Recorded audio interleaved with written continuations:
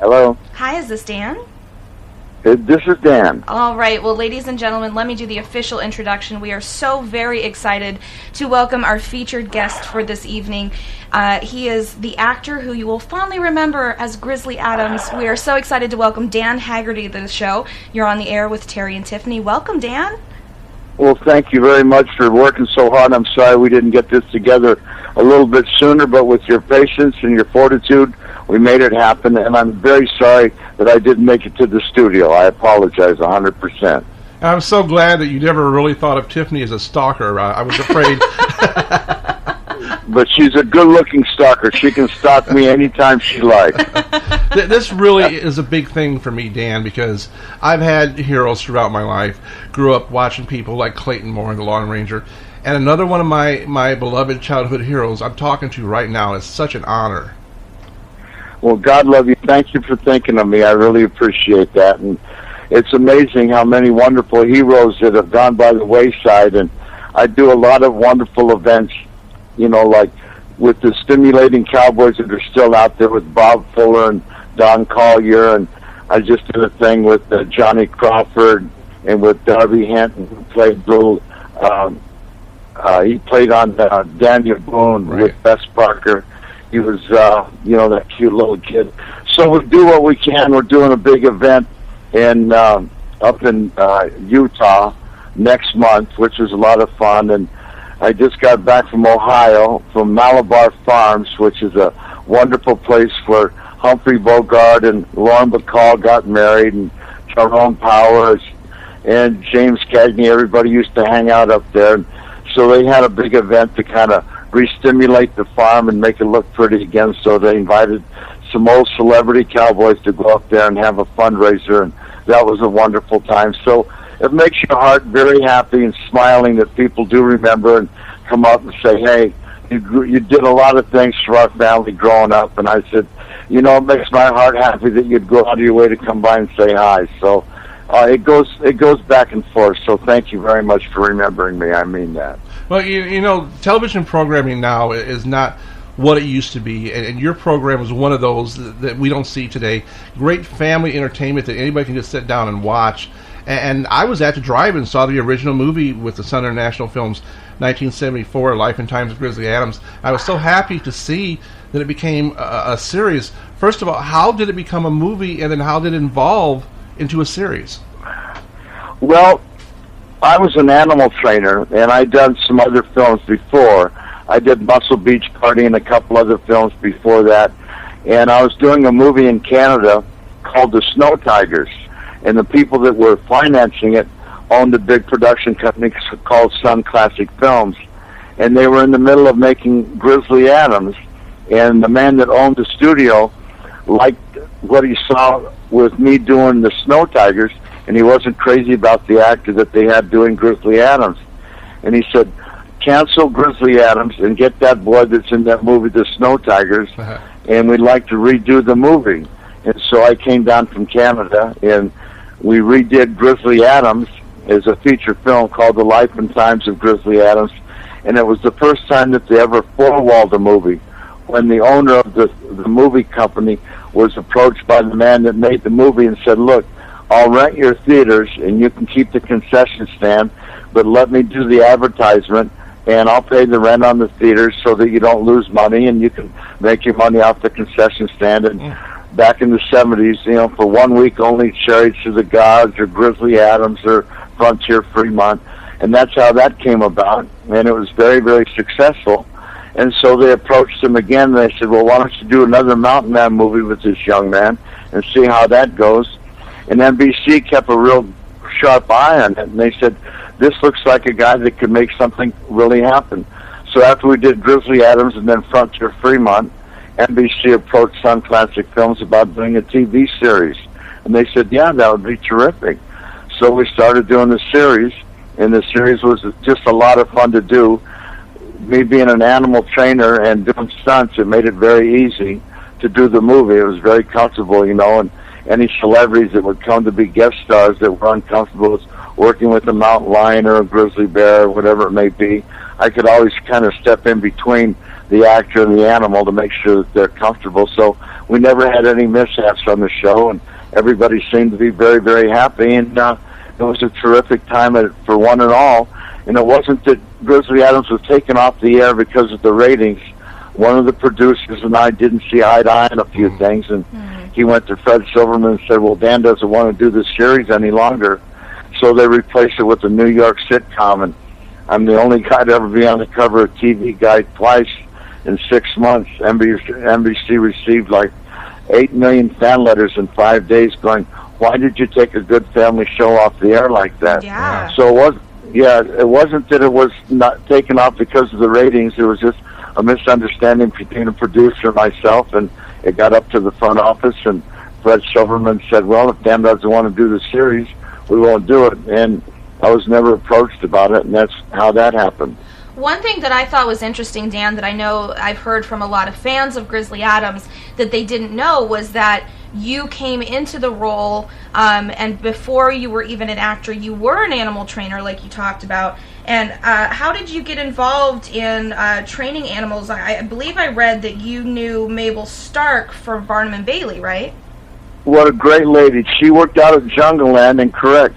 She was the only woman to ever work for Barnum and Bailey, and she'd been attacked a few times, you know, which made it very colorful, but she survived each one of her attacks, and she had lions and tigers. And as she got older, Barnum and Bailey, they kind of broke their company down, and she went to work for Jungle Land out in Thousand Oaks. And I was raised in the seminary from the time I was 7 until I was 16, and it wasn't that I wanted to be a priest. It was just that my family thought it would be better for me, since my mom and dad had separated at a young age, that I had some kind of, you know, security and was taking care of myself. And when I got out of the seminary, I thought, you know, I miss not having dogs and cats and stuff, and I thought lions were a pretty cool thing. And I met Mabel Stark out at Jungle Land one day. I was out there talking with her, and what a great old lady. She was 74 years old when I met her, and she had a female lion that was going to give birth. And I said, well, Mabel, how about selling me one of those lions? And she said, well, as soon as it has lion cubs,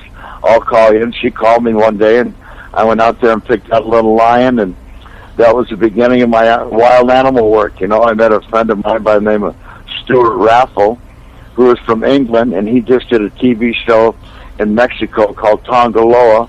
And Mabel said, there's a big, tall, good-looking guy out here with some animals, and you're a good-looking, tall kid. Why don't you guys go out there and arm wrestle and put your animals together and keep this thing going, you know, in the movie business. And Mel Kuntz out of Jungle Land was the guy that did all the line work for, you know, Johnny Weissmuller and the Tarzan TV shows. And so Stuart and I ended up working for Cy Weintraub and moving to Brazil for 2.5 years doing the TV show Tarzan over there with Ron Neely. Oh, yeah. Wow. So yeah, it was quite an event, and we did a movie called, you know, The Snow Tigers, and then we did the Tarzan TV show, and then we come home, and Stuart wrote a script called The Tender Warrior, and he said, look, you can act, you're a good-looking guy, I'll direct it. I saw how they did that, and before you knew it, we were involved with making movies on our own.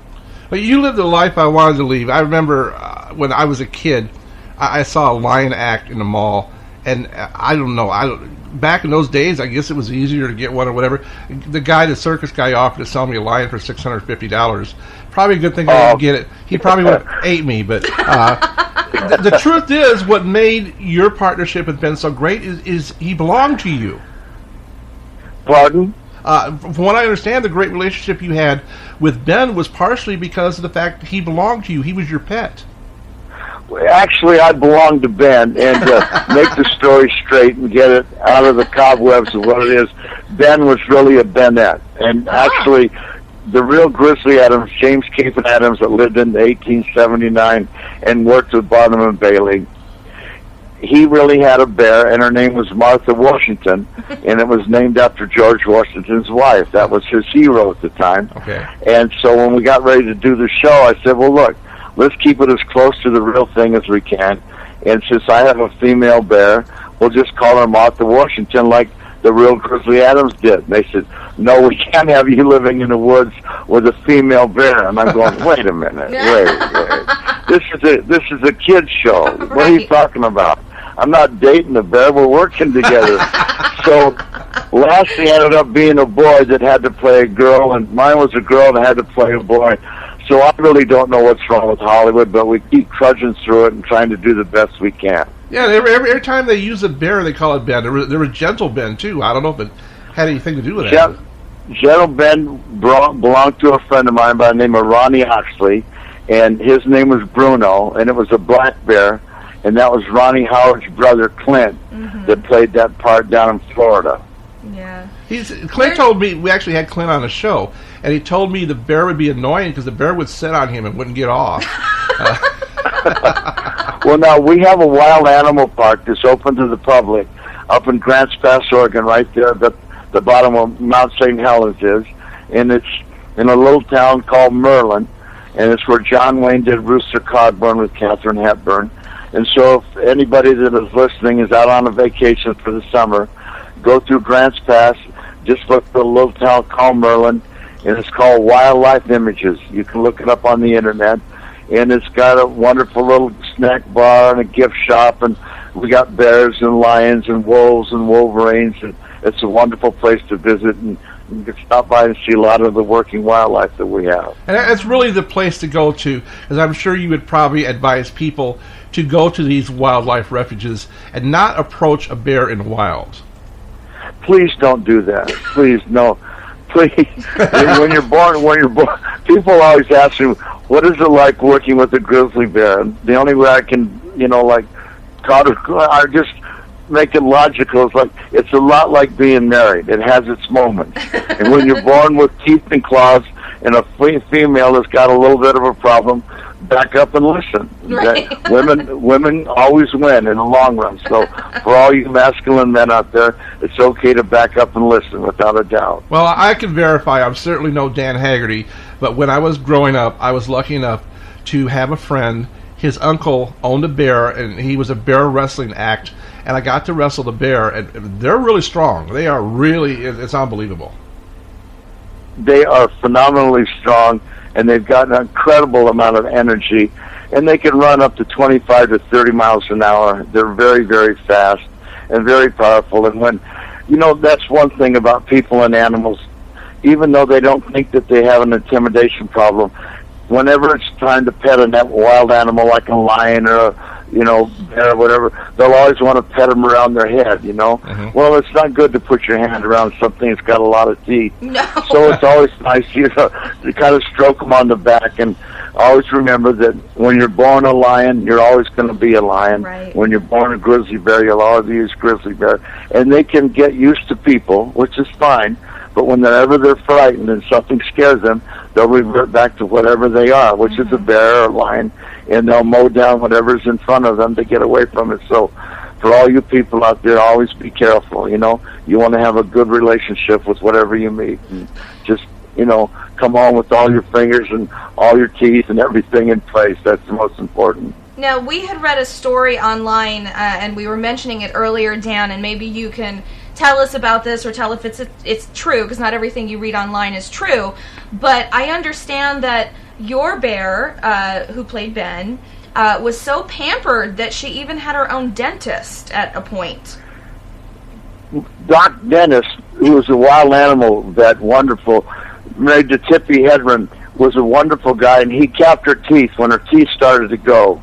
So she had a great smile. And like a dog, their teeth start to get worn out because they get kibbled between their gums and teeth. So you got to take care of her teeth. And she was such a great-looking gal. I wanted to make sure she had a great smile. Was there ever any issue, and I don't know where you were living at the time that you were working with the bear and owned the bear, but was there ever any issue with zoning from the state or the city? Did anybody ever try to tell you weren't allowed to have a bear? Well, no, the bear the bear was owned by a man by the name of Lloyd Beebe in Sequim, Washington. So Lloyd and I became friends in Brazil, and he had a wild animal park in partnership with Walt Disney called Walt Disney's Wildlife Park up in Sequim, Washington, called the Olympic Game Farm. And it's a beautiful, beautiful park to go to. And Lloyd and Catherine Beebe did all the wild animal work for Walt Disney, like, you know, Sunday Night with Disney. All those wonderful shows were done by Walt and Lloyd Beebe, who was a wonderful, wonderful guy. And if you're up in Seattle, it's called the Olympic Game Farm. It's open to the public. You can drive through and see the animals. There's elk and eland and buffalo and, you know, mouflon and whatever you can think of, grizzly bears, tigers, and they give you loaves of bread, and you can drive through the park and see all the animals up close, and it's a wonderful park to go to. Well, you know, we had an opportunity to have Raku Browning on, who trained Flipper and on the original Dolphin, and he told us when they had the TV show, Hunts Hall, who I love, is one of the Bowery Boys with the Dead End Kids, was scared to death of the animals he had to work with. Did you ever have a problem with any of the actors that were afraid of being around the bear or whatever? Well, Kim Darby, who's a wonderful actress, was married to Johnny Crawford, and we were talking about it one day, and she was terrified of horses. And we worked together. We did the Capture Grizzly Adams together with Chuck Connors and Noel Berry, wonderful actors and stuff. And when I had to talk to her and put her on the horse, I had to saddle up a ladder and put her on the ladder and talk to her on top of the ladder like she was on the horse. And it was like very strange for somebody, you know, that did a lot of westerns that was terrified of horses. And there was a lot of people that weren't real happy working with the grizzly bear, or a hawk flying down, or an eagle or something like that. But being comfortable with them and being in a small little area like we were at the cabin, whenever there was somebody that was a little upset or a little nervous, I could always walk in between and make sure that they were comfortable. So everybody got along fine, and whenever we'd get ready to do a scene, I'd make sure that they'd come over and talk to the bear and pet the bear or the mountain lion so that they had a wonderful comfort level with them. You didn't want anybody being nervous on film, and so I made it a point to be very, very cautious of everybody. Right. Well, as we're talking, Dan, I'm getting questions that are submitted from our listeners. So every once in a while, I'll interject one of those. One of the questions that we just got in is from a listener by the name of Colin, and he said, "Can you please ask Dan if he ever felt pigeonholed by the role of Grizzly Adams? It's a hell of a role to have as your signature role, but most actors would be worried about only being thought of as that character." Well, it's kind of strange. Just let me say this first, because of the way you looked and bodybuilder and a big body, and you've done all these, you would be either a beach kind of bodybuilding guy or a biker, and you've done the biker films, or an outdoorsman, or a outdoor, you know. So you look like all those. Did you feel a lot pigeonholed? Well, yeah, I look the same, but when we were doing Grizzly Adams, I was really approached about Jeremiah Johnson, which is an absolute wonderful thing to be approached with, but Robert Redford did such a wonderful job, but I was approached about doing that, you know, and the way I look at it, I mean, if somebody recognizes you as doing something that you were good at, and people like that, then there's nothing wrong with that. I mean, you always reflected on John Wayne as being a wonderful cowboy. I mean, you saw him in World War II movies and things like that, but you always recognized him as being a wonderful cowboy. And if I could remember, or being remembered as being a mountain man, just as long as they remember me, I'm a very happy guy. Except you get people that want to take you camping all the time. So you can... That's funny you brought that up. I said, you know, it's funny. Everybody that comes by the cabin is on their way to someplace, and I never have a woman, you know, and it'd be very, very nice if I could, you know, I mean, I've got that great old Indian, I got that great old mountain man, but it'd sure be nice. I'm a young guy to maybe hook up with a lady somewhere along the line, and they did a survey on it, and it came back, no, nobody wanted me to get married because in case they broke down on the highway, I might come along and be able to save them and their family. So that was kind of funny. That was a funny thing to look at, you know. You know, one of the greatest teams on film, of course, you and Ben, but you and Denver Pyle. I loved him so much. what a wonderful, wonderful man. That wonderful guy helped me a lot in films and guided me along. He'd been around a lot longer than I had, and he guided me through a lot of wonderful things. And one day we were doing a scene. He said, now, don't blink your eyes and don't squint. And I said, well, the reflector boards are so shiny, Denver, and they're making me squint. He said, shut the camera off. And he said, look, close your eyes and look up at the sun and count to 10. And then as soon as you're through, just let's start rolling the camera, and you won't squint a bit. So if anybody's out there taking pictures in the sun, brighten your eyes. Just close your eyes and look at the sun and count to 10. Open them up, and you won't squint a bit. That way you'll look really pretty in your picture. There you go. Another question from one of our listeners. This comes from Diana, and she was wanting to know where exactly, and it might have been different places for the TV show versus the film, but where exactly did you guys shoot when you shot all the nature scenes in Grizzly Adams? 90% of it was done in Park City, Utah, which has grown to be quite a place after they had the Olympics there. We started filming there in 74. The title shots were done in Jackson Hole, Wyoming.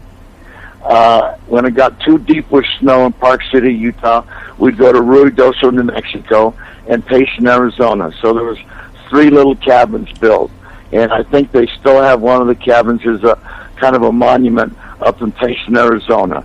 So if you're ever on a little trip, you stop by and see the cabin and see where Ben and I and Denver and the Indian hung out a lot.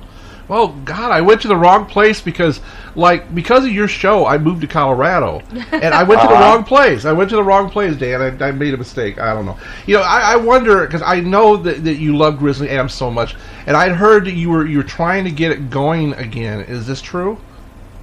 Well, you know, we've got a film called Northwest Passage that we've worked on, and we've got the budget, and we've got everything together, and my type of film that was done back in the 70s wouldn't go today like it was done then, but this was a little more contemporary version of an outdoor wonderful picture, so we're working on raising some money, so if somebody would like to see, you know, a wonderful family film that everybody can sit down and go, we grew up watching that, and maybe there's a little something here for you young kids that you might enjoy.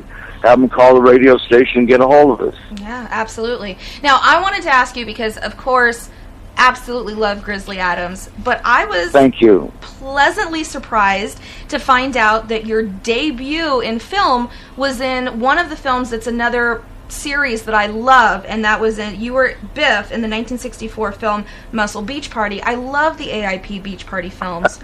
God, they're fun. That was wonderful. I mean, working with, you know, Frankie Avalon and Don Rickles and Annette Funicello and taking good care of yourself, having to shave your legs and look cool, that was a lot of fun too. So yeah, that was a lot of fun. I used to work out at Vince's gym, and Arnold, when he came over from Europe, he worked out at Vince's gym, and then he went over to Gold's, but that was a lot of fun to do. Yeah, Muscle Beach Party was fun, and we did the Battle of the Network Superstars, which was a lot of fun. I met a lot of wonderful celebrities doing those events. So you really didn't mind wearing those little swim trunks then, right? Well, yeah, it'd be tough to get into them right now. I got to tell you that. I got to get a pair of Lakers shorts to get into now, but that was the style back then. It was a lot of fun. Well, you know, another one of my favorites, and Tiffany is right about AIP, because we had a chance to meet and interview Sam Arkoff of American International, and William Asher, who was director of some of them. I'm not sure if he was on your film or not. But I love the biker films. You were in the cream of the crop of the greatest of the biker films. How did you like doing those, and do you have anything you remember about doing them? Well, I loved working with Dennis Hopper. He was just the greatest, and he and I did King of the Mountain, which was a true story, and Glory Stompers, and I was right in the middle of doing Glory Stompers when I got an offer to go to Europe and work on a film with William Holden and Verna Lisi, being directed by Terrence Young, and I said, I got to go to Europe. I went to Europe for 2 months and stayed 2.5 years, and I was lucky enough to work on Easy Rider with Dennis and everybody, which was a lot of fun, and we did the commune sequence, so if you see that, you can go, that's Dan with overalls. I was like young and cute and handsome in those days, and I had my daughters in there, and that was a lot of fun, and you know, those were a lot of fun. The motorcycle movies have been a lot of fun over the years, and they made quite a mark on the American public and any place else in the world. And Harley Davidson and the Ferraris, they all kind of go together, you know. So what can you say? I'm just happy to be a part of all that wonderful, legendary stuff. Absolutely. Another question we got from the audience, this one is from Tim. He says, Dixie Peabody was in both Angels Die Hard and Bury Me an Angel with Dan. She seems to have dropped off the face of the earth. Does Dan know whatever happened to Dixie Peabody? I do not know. I'm sorry, I don't know. I wish I did. And there's just so many people that drop off the face of the earth without a doubt. I mean, Bill Smith, who was a wonderful friend of mine, Glory, you know, I mean, he was like love Bill. Falk and Eddie, rich man, poor man. Bill's been around a long time, and Bill's out there at the motion picture retirement home. We go out and see him quite a bit. Yeah, people don't realize how brilliant Bill was in World War II. He was a linguist, and he spoke 8 fluent languages and broke down languages for the service and stuff. And so you look back in those moments that you had that are legendary moments, and I built some bikes for Anne Margaret for her show at the Hilton Hotel years ago, and so it's just very nice to get to know a lot of people in those days. And I was roasted on the Dean Martin roast, which is a real honor. I got to be friends with Dean and quite a few people in Vegas back then. So I've had a pretty good run at life. I can't complain a bit. I really can't. So hopefully Bill's doing okay, though, right? Because we were worried for a while because we were at the Western Fest in Santa Clarita, and we were talking to some people there, and we know Noki Edwards of the Ventures, and he said that Bill was a little sick for a while. Well, Bill's got a little touch of dementia, which is not doing very, very well for anybody. Right. So, you know, we just say our prayers and hope that he'll stay as good as he is and doesn't get any worse. So we go out and visit him, and, you know, Joanne, his wife, has just been a wonderful partner. She's out there every evening to visit with him. So, you know, I just say my prayers for Bill and let him know that we love him. Absolutely. For sure. You know, you had something that happened that was really strange. Everybody, any celebrity, actor, whatever, hopes for a star on the Hollywood Walk of Fame. I'm so happy it turned out because it came back to you, but you're the first and only person that had a star removed from the Walk of Fame. I hope I'm the only one ever. Yeah, they put in one by mistake for an actor by the name of Dan Haggerty in front of the Henry Fonda Theater, and Johnny Grant for the Chamber of Commerce was the one that was the head of that. And when they got an order for it, the boys that were making the stars for the Walk of Fame said, this has got to be a misprint. All we know is Dan Haggerty. And so they made Dan Haggerty, and for 17 years in front of the Henry Fonda Theater was Dan Haggerty. And my boy and my daughter were at a show one day, and Dylan dropped a roll of lifesavers, and they rolled down Hollywood Boulevard. He ran after him and grabbed him, and he just so happened to pick him up on Dan Haggerty's star. He says, Tracy, come here, look at this is Dad's name. And she goes, we got to ask Mom about this when we get home. We don't know how he got it. And she goes, I'm going to call Johnny Grant and find out why he wasn't invited. I went to show it to somebody, and it was gone. I went, oh my God, I was heartbroken, and I didn't want to say anything to anybody. I went, God, how bad can things go? You know what I mean? So about a month later, I got a letter in the mail going, we're inviting you to your new star in the new Walk of Fame. And it just so happens that when I got my star there, Sophia Loren was there to get her star. She was inducted to the Hall of Fame, and she was there with Charlton Heston, and Charlton and I were pretty good friends, and Sophia Loren was always an idol of mine. And so in front of the Roosevelt Hotel, it's Mae West, Paul Newman, Sophie Loren, Dan Haggerty. Wow. So, nice company. And I called my dad up, and I said, hey, in front of the Henry Fonda Theater, I think you got a star there because you're such a cool guy. So his name is Don Haggerty. So on one end is Don Haggerty, and on the other end is Dan Haggerty. Oh, that's so great. In between, who knows what's going to happen. Well, I have another question from the audience. This one is from a listener named Clint, and he says, can you ask Dan if he remembers working with Don Shanks and what it was like working with him and how Don got along with the bear?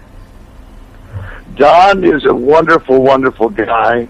I love Don to death. I'll see him in Utah. We're going to do a thing in Kanab, Utah in 2 weeks, and I'll see Don then. He's a stunt guy. He's did those tough man competitions.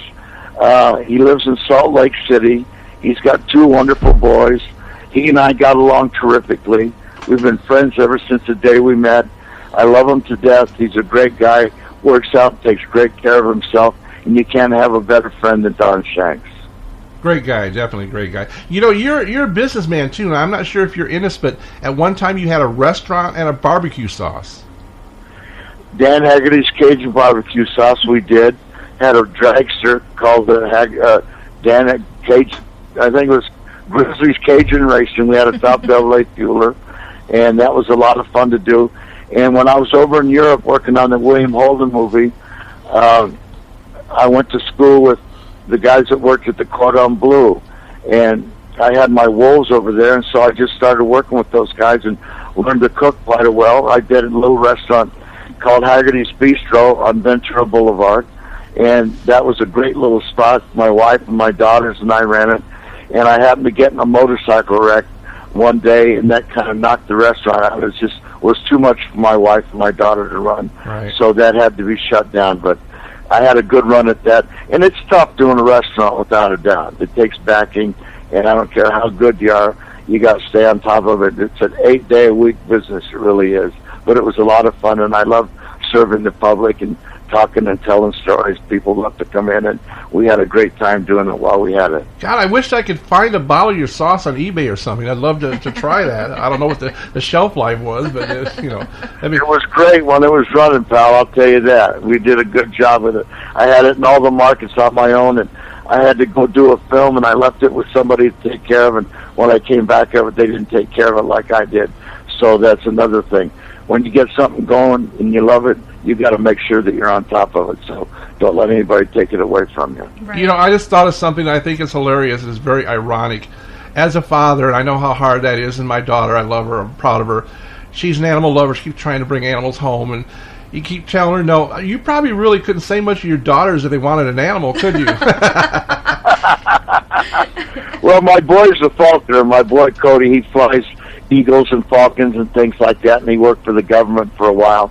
And so at least one of my kids, my boy Dylan's a stunt guy, and my daughter Megan is a fitness fanatic. And so everybody's maintained to take care of themselves one way or the other, to take care of nature and take care of their own bodies. So I'm happy about that. Absolutely.